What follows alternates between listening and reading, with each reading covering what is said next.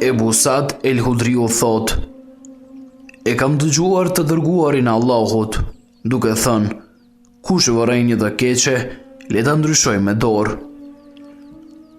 Nëse vëren se s'ka fuqi, le ta largoj atë me gjuhë. Nëse se bën dot as me gjuhë, le ta kundërshtoj atë me zemër, le ta mos e aprovoj atë. Dhe kjo është grada me ullët e besimit. Transmetohet nga Hudhejfe ibn Yemani se pejgamberi sallallahu alaihi wasallam ka thënë: betohem në Allahun, në duart të cilët është shpirti im, se ose do të urdhëroni të mirën dhe do të ndaloni të keqen, ose ai do të dërgoj një ndëshkim dhe ju do ta lusni, por s'do t'ju përgjigjet. Themelet e një shoqërie të re. Pejgamberi sallallahu alaihi wasallam i vuri më të shpërngulur në Medinë. Nga njëra anë, përpiqej që t'i forsonte lidhjet e kësaj shoqërie të bazuar në dashuri dhe vëllazëri. Si lider i shoqërisë islame, në këtë drejtim, sahabëve u sugjeronte sjellje që do t'i përmirësonin marrëdhëniet ndërnjerëzore, nga ana tjetër, ndalonte fjalët dhe veprat që dëmtonin unitetin shoqëror. Edhe nga ata priste po aq ndjeshmëri, kërkonte prej tyre që të kujdeseshin për njëri tjetrin, i mësonte që të nxisin vëllaun në fe, për të mirën dhe të bukurën, dhe të largojnë njëri tjetrin nga gjërat e këqija dhe të shumtuara, urdhërimin e së mirës dhe ndalimin e së keqes. Kur njëri prej tyre vërente dikë duke bërë një vepër të shumtuar, së pari thoshte: ki frikë Allahun, braktisë këtë vepër, sepse nuk është e lejuar. Bismillahirrahmanirrahim. Alhamdulillah, nahmaduhu wa nasta'inuhu wa nastaghfiruhu wa nastahdi wa natubu ilayhi wa natawakkalu alayhi wa na'udhu billahi min shururi anfusina wa min sayyiati a'malina. Man yahdihillahu fala mudilla lahu wa man yudlil falan tajid lahu waliyan murshida. والصلاة والسلام على رسولنا المبعوث رحمة للعالمين بشيرا ونذيرا وداعيا إلى الله تعالى بإذنه وسراجا منيرا. أما بعد، في عباد الله، قال تعالى في كتابه الكريم بعد أعوذ بالله من الشيطان الرجيم بسم الله الرحمن الرحيم كنتم خير أمة أخرجت للناس تأمرون بالمعروف وتنهون عن المنكر وإلى آخره. صدق الله العظيم. Falënderimet dhe lavdrimet i takojnë vetëm sa Allahu xhalla shanuhu. Salavat e selamet qofshin mbi shpirtin e Muhammed Mustafa alayhi salatu wassalam. Paqja, siguria, uniteti, shpëtimi qoftë mbi ummetin Muhammed alayhi salatu wassalam. S'pari herë shfrytëzojmë rastin që në këto qaste, në këto momente të falenderojmë Kryesinë e Bashkisë Islame që na mundësoi në këtë organizim të mirëfillt për përgatitjen e disa temave që ka të bëjë me karakter islam, që të predikohen besimtarve islam, dhe Zotit që e kështu në këtë mënyrë të vazhdoj edhe kuri të mos ndërpritet kjo praktik, inshallah. Megjithse temën e zgjedhur në këtë ditë të sodit ka të bëjë urdhri për në të mirë, ndalesë, ndërprerje nga e keqja. Megjithse në këtë temë ka të thuhet shumë fjalë, për shkak se më tepër ka thënë Allahu fuqiplot, më tepër na ka porosit i dërguari Allahut Muhamedi alayhi salatu wassalam. Në ajetin e lartë përmendur, Allahu xhaleshanuhu na drejtohet të gjithë neve besimtarve musliman, duke thënë: kuntum khayra ummah, ishi një popull për më të mirëve, kuntum ta'muruna bil ma'ruf wa tanhauna 'anil munkar. Misioni juaj ishte që të largojni nga e keqja dhe t'i ofrojni njerëzit për në të mirë. Sepse ky mision është i çdo personi, i çdo individi, çdo njeriu i cili jeton në fytyrën e tokës. Mirë po më tepër që e kap këtë mision, ai që është besimtar musliman, duke e ditur që e ka obligim këtë mision ta kap, edhe këtë mision ta kryej me nder dhe me respekt. Sidomos këtë mision të gjithë njerëzit duke marrë parasysh është i shkolluar, a nuk është i shkolluar, është përgjegjës për në një vend që kryen detyrë, është nënpunës, është drejtor, është ministër, është kryetar, është udhëheqës familjar. Këtë mision duhet ta kryej, sepse emër bil ma'ruf, urdhër për në drejtësi, urdhër për në të mirë, ndales nga e keqja, çdo kush duhet ta ketë këtë mision. Për shkak se Allahu Gjeleshanu në ajetin tjetër thot, wal mu'minuna wal mu'minat ba'duhum awliya'u ba'd, ya'muruna bil ma'ruf wa yanhauna 'anil munkar. Besimtarët dhe besimtarët janë njëri me qetit të afërt, edhe gjithmonë urdhërojnë për mirësi dhe ndalojnë për nga e keqja. Ku i dërguari Allahu Gjeleshanuhu që transmeton hadisin e Abi Sa'id al-Khudri nga Rasulullahi alayhi salatu wassalam, ku thotë, ku Muhamedi alayhi salatu wassalam na porosit dhe thotë që emër bil ma'ruf wa nahi 'anil munkar, çdo kush e ka këtë mision ta kryej. Dhe thot, man ra'a minkum munkaran falyughayyirhu bi yadihi. Në qoftë se dikush për jush e pshet ndonjë të keqe, ndonjë dukuri negative që është në sipërfaqen e tokës, e ka për detyrë ta ndroje me dorë. Por në qoftë se nuk ka mundësi me dorë, fe bilisanihi, me bindje, me udhëzime dhe me këshilla. Por në qoftë se dhe këtë nuk mund ta kryej, fe bi qalbihi wa dhalika da'aful iman, me zemër, mirë po me zemër është dobësia e imanit. Mirë po këtë duhet të kuptohet që më të vërtet kush e ka më tepër për obligim metor ta ndroje këtë detyrë, e ka pushteti për shkak se ai i posedon të gjitha forcat. Kurse me gojë e ka vetëm se dietari i cili ka argumente dhe faktet, kurse me zemër njeriu i cili imanin, besimin e ka më të dobët. Allahu i lartësuar muslimanëve mes të tjerash u është drejtuar me këto fjalë: ju jeni populli më i mirë, i dalë për njerëzimin, sepse ju urdhëroni që të bënë vepra të mira, i ndaloni të këqija dhe besoni Allahun. Njeriu që beson Allahun në asnjë mënyrë nuk pajtohet me të keqen. Kur vëren ndonjë veprim të shëmtuar, në përpjesim me mundësitë e veta, mundohet që ta shmang. Nëse nuk ja del që ta pengoj atë i dridhet zemra, shqetësohet. Në asnjë mënyrë nuk mund të veproj sikur të mos kishte ndodhur asgjë. Siç shprehet pejgamberi sallallahu alaihi wasallam, njeriu që e sheh dhe nuk i del përpara një të keqeje, por megjithatë me zemër nuk pajtohet me të, konsiderohet sikur të mos kishte qenë aty.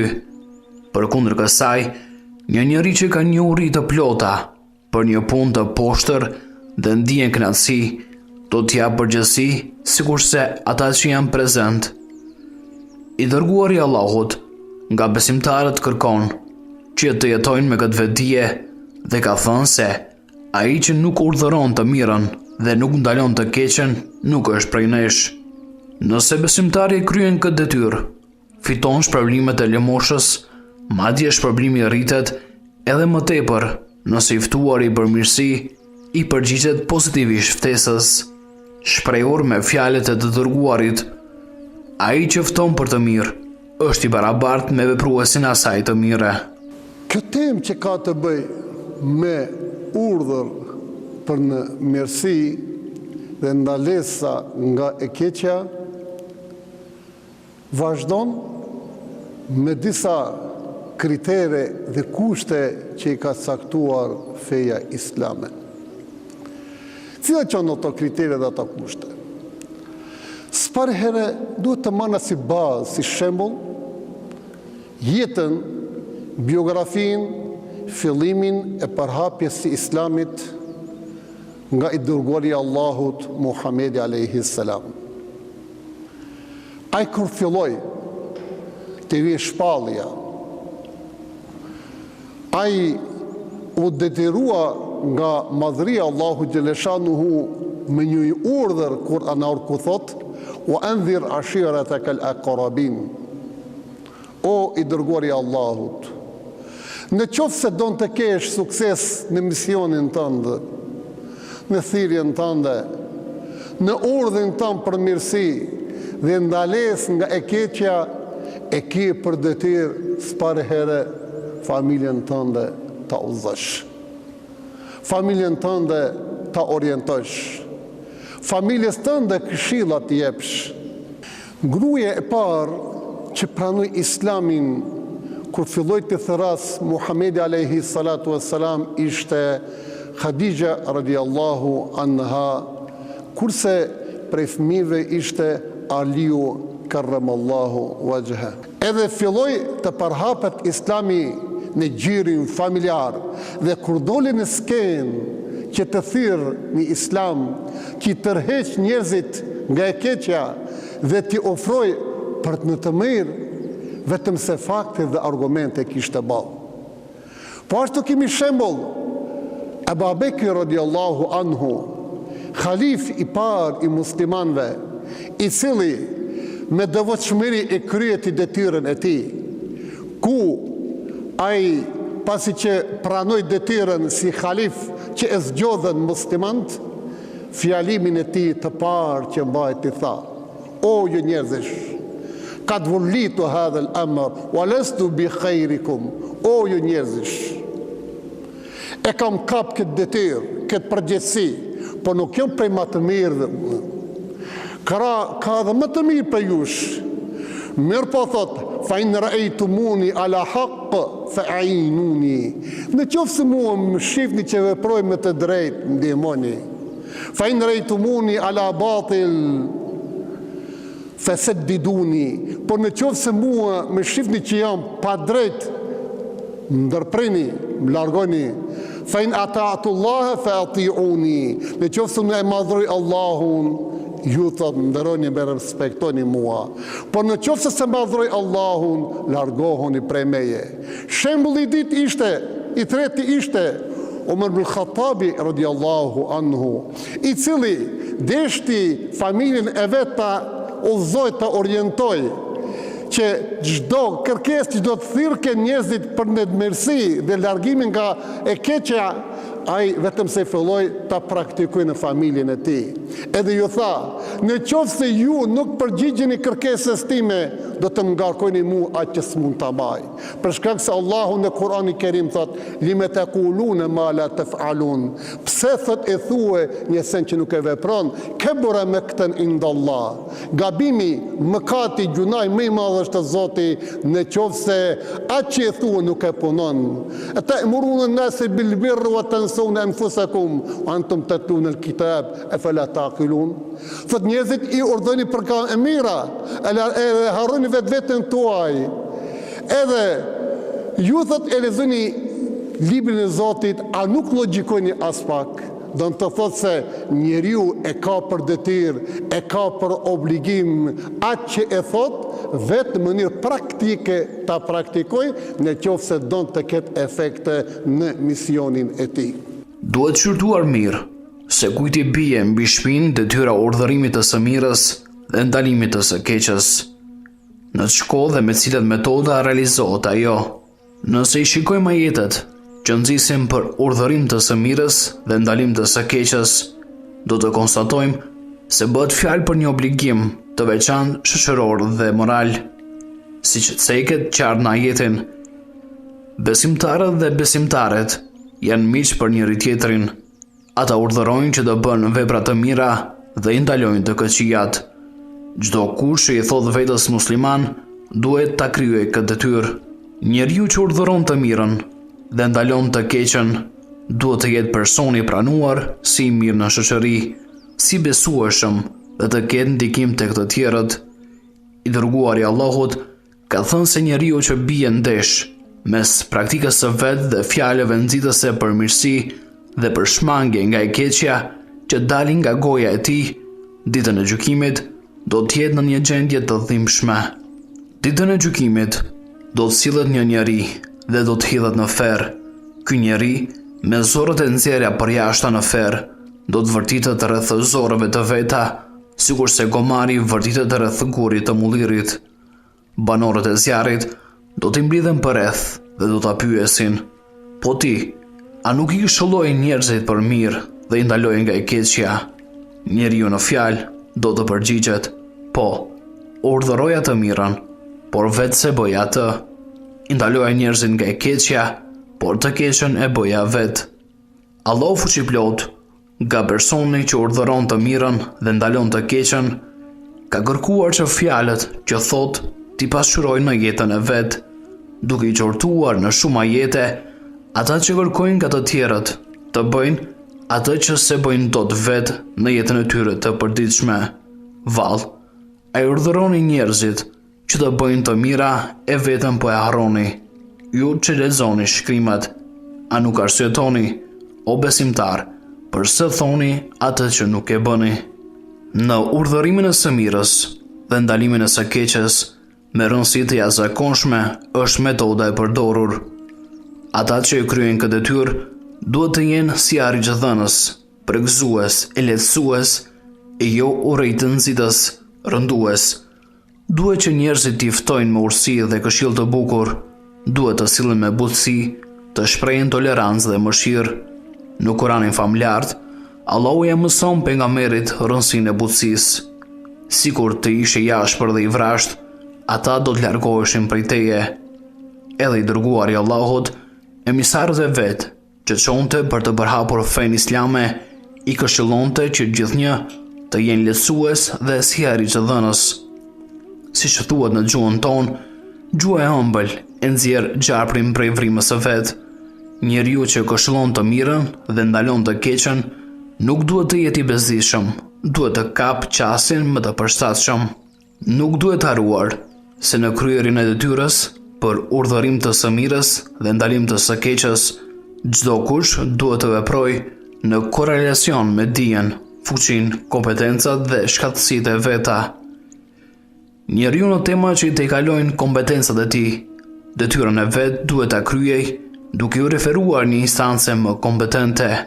Veprimi i njerëzve jashtë kompetencave të veta, sanksionimi të tjerëve në bazë opinionit të vet për shkak të veprimeve që i shohin si të shëmtuara, sjelljet e tyre që dalin jashtë përgjegjësisë së kompetencave të tyre, në veçanti ndërmarrja e veprimeve të dhunshme mund ta shpihen shoqërinë në anarki.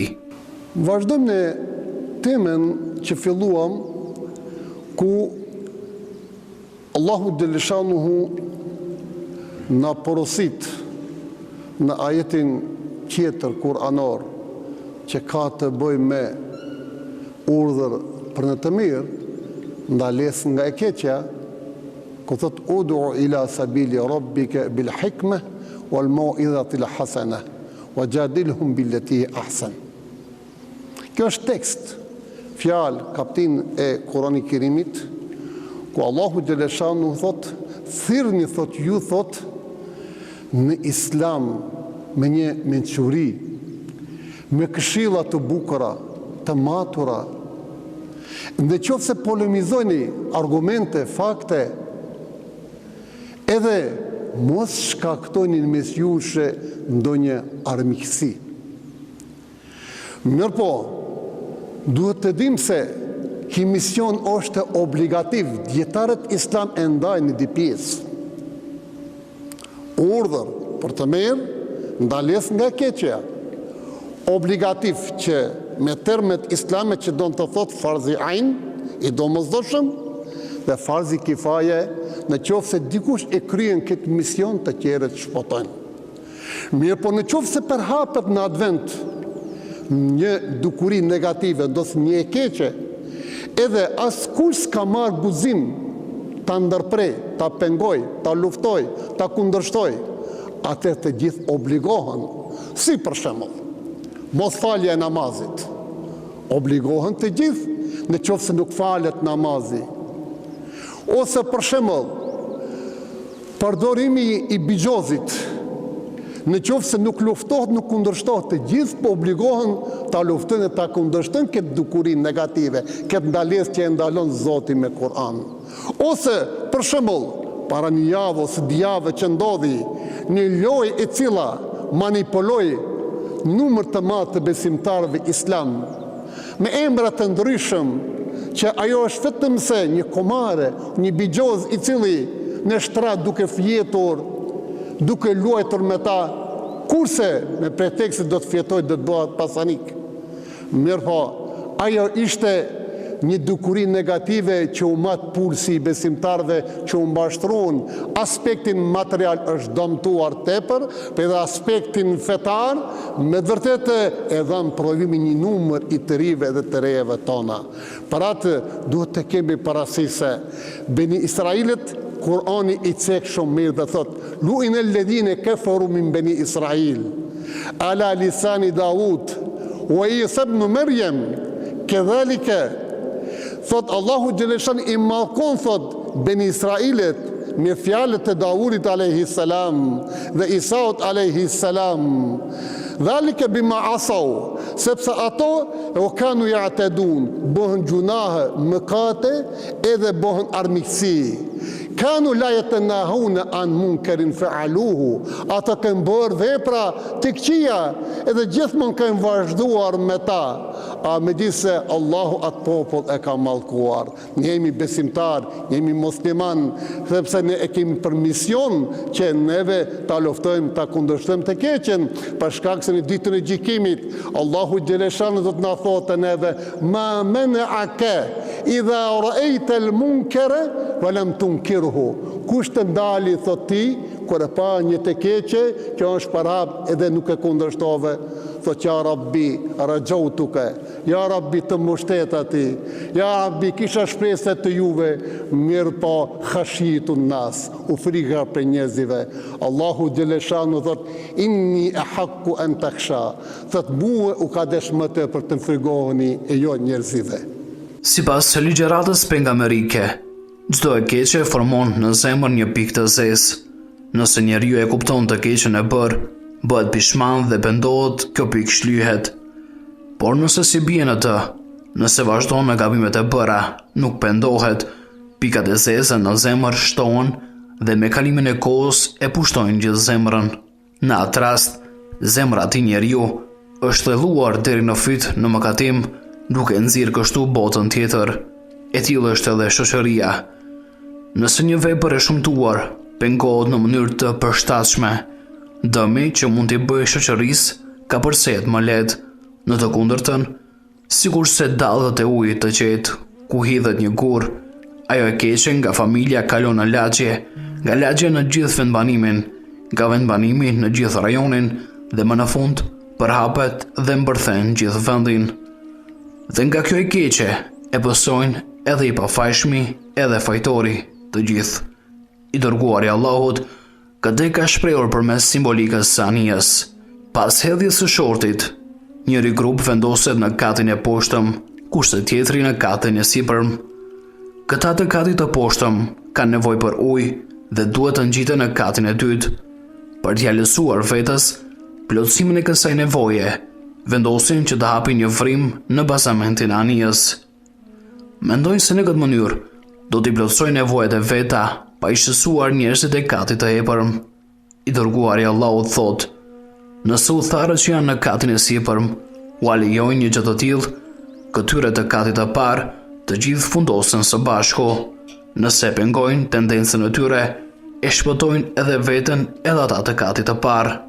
Islami kujton besimtarve përgjegjësinë se çdo ndodhi që ndodh brenda jetës së përditshme, ta shikojnë me kriterin e së vërtetës, ta mbështesin atë, t'i përhapin mirësitë dhe t'i shuqizojnë të këqijat. Për këtë arsye, i dërguari Allahut Nuk e ka toleruar rendin e ndërtuar mbi padrejtësinë. Të gjitha të mirat i ka jetësuar vetë, personalisht ja ka shpjeguar shoqërisë së vet dhe është munduar që ta shpëtojë nga të gjitha ligësitë. Megjithse kemi disa metoda që t'i mëna si shembull nga i dërguari Allahu xhaleshanuhu për predikimin e Islamit ose për ordëresën që të ndalohen njerëzit nga e keqja dhe të afrohen të bën vepra të mira, që i ka praktiku Muhamedi alayhi salatu wassalam. Si shembull, mësim është për neve, që ti përdorna dhe ti binda të qerët. Ishte rasti konkret me një beduin, i cili për shkretirave erdhë në xhaminë e Muhamedit alayhi salam në Medinatul Munawwara. Ai ishte me një kulturë jo të ngritur, edhe për fat të keq, ai në vend që të kryjë nevojen e vogël në vendin e duhur, ai e kryti në xhaminë e tij. Shokët e Muhamedit alayhi salam insistuan me çdo kusht ta largojnë, bile deshten edhe fizikisht ta sulmojnë. Mirë po i dërguari Allahut thot, jo, mos veproni kështu. Duhet këtë njëri ta bindeni për shkak se i mungon kultura, i mungon civilizimi, i mungon dija, i mungon njohuria.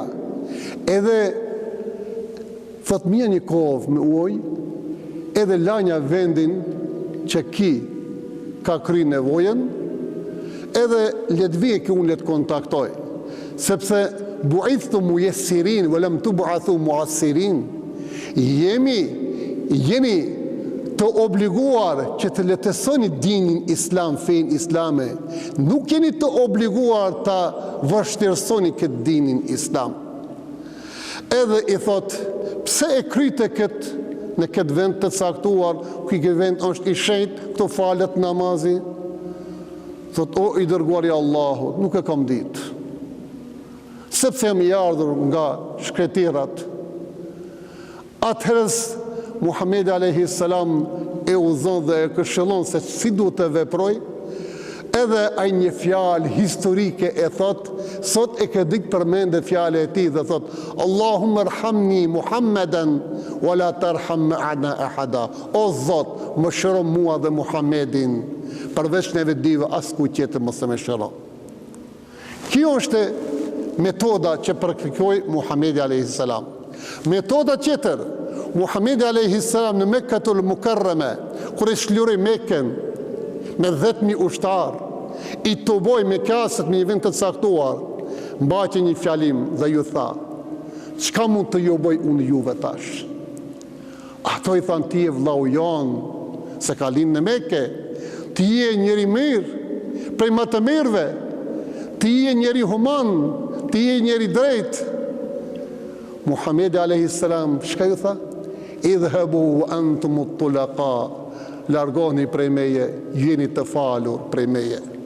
Të më thonë që me të gjitha sakrificat që i përjetoj, është dëbuar nga Mekka, la vendlingjin, gjithë shka la, është maltretuar, i fali me kasat. Më thonë që në shumë njerëzish prej tyre, pastaj pranuan islamin. Kemi shembull tjetër, Muhamedi alayhi salam pasi që e çliroi Mekën, filloi të bëj tavaf në Mekë. Edhe duke bërë tavaf me devën hyper në ta, afrohet një njeri që kurse pranoi islamin që e kishte emrin Ebi Fadale. Duke bërë tavaf e ka marrë thikën, e ka mshef në trupin e tij, edhe i afrohet Muhamedi alayhi salam, ti më shoje me thikë ta prese. Mirë po, Muhamedi alayhi salam çka i tha? Madha yahduthu fi nafsika, çka mendon thot, çka më shefe në trupin tënd, o Ebi Fadale? E thot, jo, thot, përmendi Zotin, boj tavaf Qaben, edhe buzëkesh Muhamedi alayhi salam dhe e prek një gjikësën e tij. Kur e prek një gjikësën e tij, ai shka thot? Wallahi dhe të pria ti momenti dhe kër heki dorën, ma i dashur njeri në shpirtin tim, u bo Muhamedi a.s. edhe pranoj islamin, ashtu sikur që duhet të pranoj një besimtar musliman. Më thonë që në këtë mënyrë ka vepruar i dërguari Allahu Gjeleshanuhu. Populli Taifit ishte një popull i cili e thirrën në islam, mirë po ato nuk pranojshin, por e sulmoshin, derisa dhe e plagosën Muhamedin a.s. Allahu Gjeleshanu e çoi me laqen dhe e thot: o i dërguari Allahut, a ka nevojë për ndihmën e Allahu Gjeleshanuhu, që atë popull ta bëj rrafsh së bashku me kodrat që janë në Taif. Ai shka tha: jo, ja Rabbi, une jam i ardhur që këtë popull të thirrë në islam, misioni im është që mësi islamin, se është një popull, thot, i cili thot ka nevojë për këshilla dhe udhëzime, fa innahum qaumun la ya'lamun. O thot, udhëzoje këtë popull të Taifit, se është një popull i cili këtë vepër e bën pa dijes, jo me vetdije. Për atë më të vërtet, ki ishte misioni i Muhamedit a.s. edhe shumë shembuj të qerë kemi, mirë po vetëm se jemi ka fundi, po deshta të them se çdo kush prej nesh e ka për detyrë ta kapë si bazë kryesore Kur'anin dhe Sunetin e Muhamedit a.s. në qoftë se don të urdhëroj për në mirësi dhe të largoj njerëzit nga e keqja. Më tepër për obligim sot e ka prindëri ndaj fëmijëve të vet, sidomos në këtë kohë që jemi në një kohë të vështirë, që në çdo aspekt luftohet edukata, luftohet morali, edhe më tepër përhapet e keqja, e në qoftë se duhet që arrim qëllimit të bashkojmë forcat dhe ta luftojmë me të gjitha mundësiat që i posedojmë. Inshallah, duhem dua dhe lutje të Zotit të na ruajë nga e keqja, inshallah. Allahu Gjeleshan të na ofrojë në të mirë, inshallah. Allahu të na ruajë prej provave të kësaj jetës, inshallah. Allahu kudo që jetojnë, mbar njerëzimi të mbrojë nga e keqja, inshallah. Walillahi l-Fatiha.